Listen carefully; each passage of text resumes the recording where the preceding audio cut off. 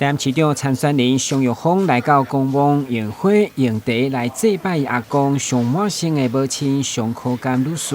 嘛回忆伊阿公成为2礼拜受难者的历史。会中特别选定500档的考古遗迹，伫平均30回竞选团队陪同，共同来宣誓并发表参选声明。伊强调选市长专业知识太重要，所以袂当放弃用都市计划专业来治理城市的使命感。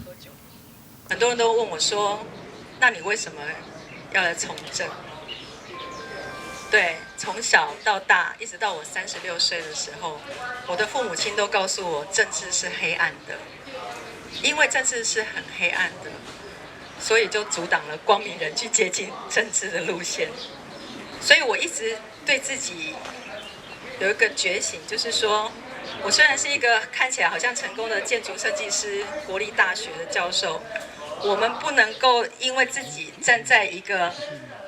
比较有利的社会位阶，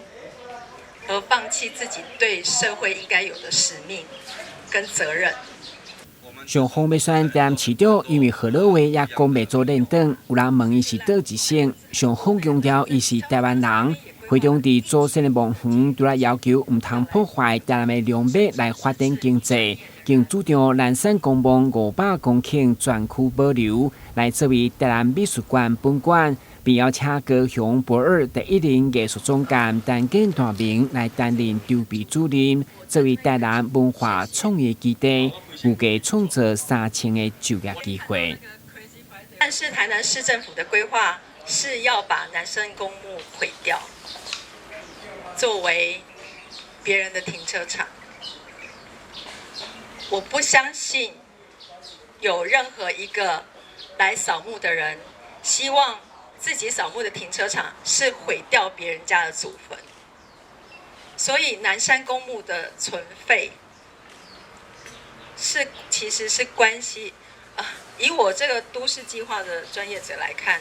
南山公墓的存废其实是关系到整个台南市城市规划的跟城市发展的格局，甚至台湾的未来。上方地坡证件除了南山公墓保留以外，也主张台南捷运红线连接高雄桥头的1000亿变更计划要马上停止，将预算放伫溪北发展轻轨。伫第1摆面对侪媒体，一位政治素人手也会搓，不过强调台南需要一位好市长。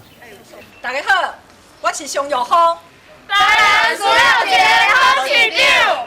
台新闻军及何乔邦采访报道。